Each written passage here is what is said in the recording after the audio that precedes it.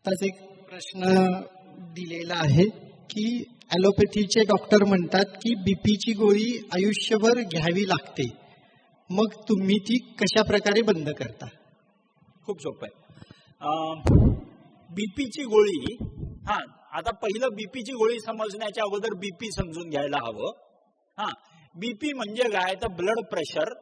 आणि आपलं लहानपणी आपल्याला फिजिक्स मध्ये शिकवलेलं होतं, whenever volume increases under a closed container pressure increases.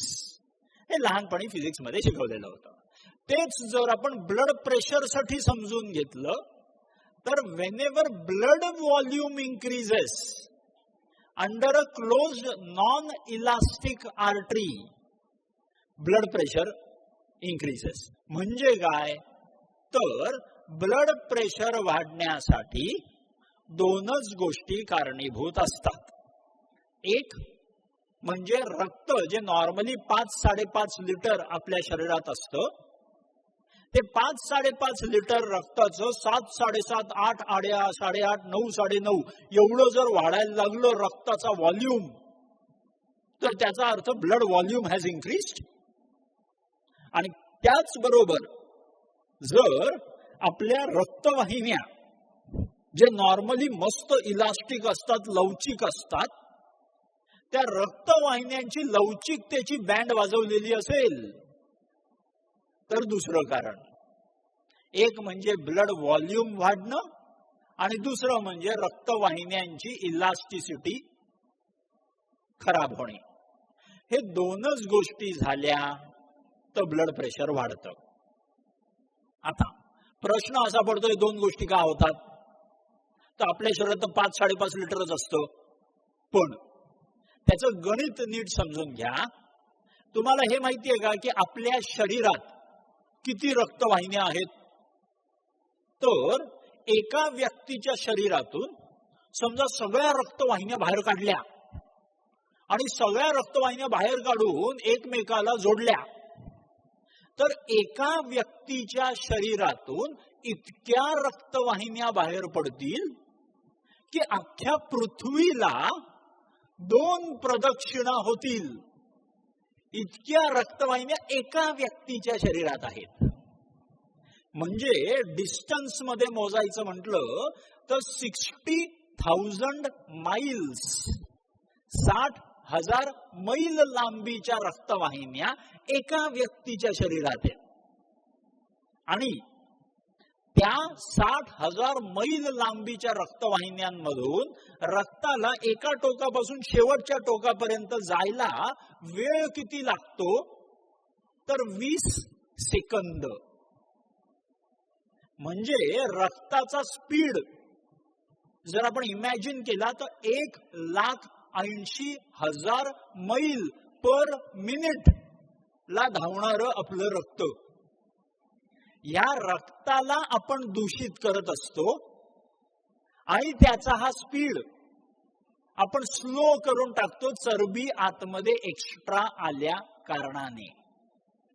आणि जेव्हा हा रक्ताचा स्पीड कमी व्हायला लागतो तेव्हा तो जास्त प्रेशर एक्झर्ट करतो त्याच्या रक्तवाहिन्यांच्या भिंतीवरती, आणि त्या भिंतीवरती जास्त प्रेशर एक्झर्ट करायला लागला की ब्लड प्रेशर निर्माण होतं.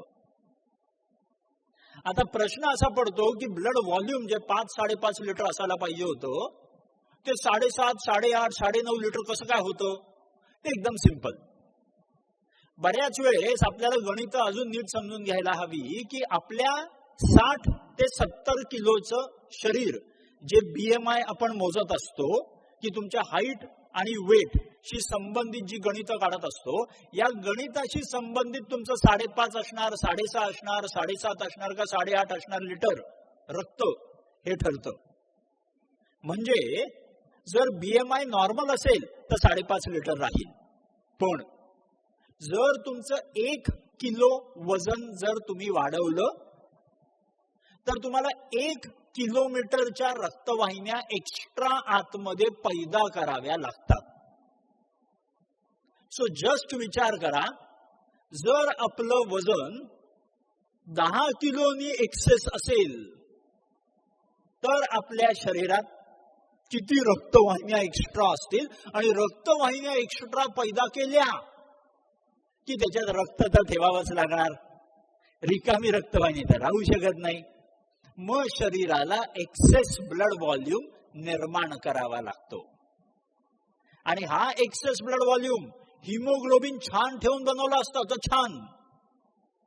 इथे भेसळ केली जाते मग रक्तात की शरीर म्हणतो कम टाइम में बनाने का है, चला काहीतरी टाका आणि बनवा. म्हणून मग शरीरात ब्लड व्हॉल्यूम वाढायला लागतो. आणि ब्लड व्हॉल्यूम वाढला 7.5-8 लिटर वाढत गेला की obviously excess blood volume will lead to excess blood pressure. आणि त्याच वेळेला जर हे सगळं करत असताना आपण आपल्या रक्तवाहिन्यांच्या भिंतींना डॅमेज केलेला असेल तर त्या रक्तवाहिन्यांची भिंत ज्यांची आतली लाइनिंग ज्याला आपण एंडोथिलियम म्हणत असतो ते एंडोथिलियम शाबूत असेल तर ब्लॉकेज कधी निर्माण होऊ शकत नाही, हार्ट अटॅक कधी निर्माण होऊ शकत नाही. पण आपण हजारो वेळा इथे कटकट काही ना काहीतरी ओरडा निर्माण करून आपण स्वतःच्या एंडोथिलियमला डॅमेज करतो. आणि ती डॅमेज झाली एंडोथिलियम की रक्तवाहिन्या इलास्टिक राहत नाहीत. सो रक्तवाहिन्यांची इलास्टिसिटी वेगळ्या कारणांनी मी डॅमेज केली आणि ब्लड व्हॉल्यूम मी वेगळ्या कारणांनी माझ्या शरीरात वाढवून ठेवलं. बऱ्याच वेळेस हे दोन्ही एकत्र येऊन आपल्या शरीरात असा कुठला तरी काळ निर्माण होतो ज्याच्यात आपल्या शरीरातला हा blood volume in the damage blood vessel वाढायला लागला तर ब्लड प्रेशर वाढतं. आता हे वाढलेलं ब्लड प्रेशर आपण गोळ्या खाऊन आपण मस्त मॅनेज करायचा प्रयत्न करतो. पण कधी विचार केलाय का की गोळ्या काम कसे करतात? तर गोळ्या ज्या नॉर्मली घेतल्या जातात या मेजरली 3च प्रकारच्या घेतल्या जातात. एक, लघवीतून जास्तीत जास्त जे काही ब्लड व्हॉल्यूम आतमध्ये लपवून ठेवलेलं आहे ते लघवीतून बाहेर काढा. मग ब्लड प्रेशरची सर्वात पहिली गोळी असते डायुरेटिक, जी तुमच्या लघवीला जास्तीत जास्त वाढवते आणि सगळ्या शरीरातल्या फ्लुइडला पिळून पिळून, जसं तुम्ही कापड धुतल्यानंतर त्याला पिळून त्यातलं पाणी काढता तसं पिळून पिळून शरीरातलं पाणी काढतात त्या गोळ्या. आणि ते पिळल्या कारणाने पायात गोळे येणे, डोकं दुखणे किंवा पोटाला कधीतरी मुरडा मालून येणे, मसल्स मध्ये पेन येणे, या सगळ्या गोष्टी त्याचे ऍडव्हर्स इफेक्ट्स निर्माण होतात. ही पहिली गोळी लघवीतून बाहेर काढणारी. दुसरी गोळी तिथं अजून मोठी डॅमेजिंग, ती काय करते तर तुमचा हार्टचं फोर्स ऑफ कॉन्ट्रॅक्शन जे असतं, हार्ट जे मस्त ताकदवर कशावरनं तुम्ही ठरवता तर हृदय माझं मस्त पंप मारतोय आणि सगळा रक्तपुरवठा बाहेर काढतोय, सगळं सुंदर, याला जे तुम्ही छान म्हणता त्याच गोष्टीला कमी करणारे बीटा ब्लॉकर असतात. बीटा ब्लॉकिंग ड्रग्ज असे औषध जे तुमच्या हृदयाचं फोर्स ऑफ कॉन्ट्रॅक्शनच कमी करून टाकतात, ज्याच्यामुळे अजून 5-10 वर्षानंतर तुम्ही हार्ट पेशंट म्हणून म्हटले जाणार. सो तुम्ही गेलात ब्लड प्रेशर कमी करायला, बाहेर आलात हृदयरोग घेऊन. सो ही दुसरी गोळी जी तुमच्या हृदयाचं फोर्स ऑफ कॉन्ट्रॅक्शन, हृदयाच्या मांसपेशींची ताकद कमी करून टाकणारी गोळी म्हणजे ही कॅल्शियम चॅनल ब्लॉकर. आणि तिसरी गोळी हृदयाचा रेट, हार्ट रेट, जे हृदयाने नॉर्मली 70-72 वेळा ठोके करायचे असतात दर मिनिटाला, या ठोक्यांनाच कमी करून टाकते की रक्तवाहिनी जास्त रक्तच जायला नको. आणि हे केल्या कारणाने पायावर, हातावर, चेहऱ्यावर सूज दिसायला निर्माण होते. सो गोळ्या घेऊन करतोय काय आपण तर आपण फक्त रोग लपवून ठेवायचा प्रयत्न करतोय. जो आज छोटा आहे उद्या जाऊन लपवल्या कारणाने तो रोग हळूहळू मोठा होऊन आज नाहीतर उद्या तो रोग आपल्या मेंदूवर, हार्टवर, किडनीवर, लिव्हरवर कुठे ना कुठेतरी हमला जरूर करणार. उत्तर त्याच्यावरचं एकदम सोपं की या ब्लड प्रेशरला लपवून ठेवायच्या ऐवजी त्याला रिव्हर्स करायला घ्या. रिव्हर्स करायचंय कसं, तर ज्या रस्त्याने चोर आतमध्ये गेलेला होता त्याच रस्त्याने त्या चोराला बाहेर काढायचंय. सो रिव्हर्स करणं, परत दोनच गोष्टी करायच्या आहेत.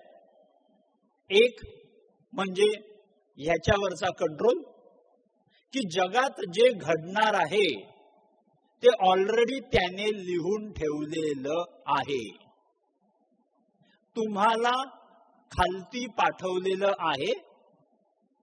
तुमच्या लाईफचा हा पिक्चर बघायला.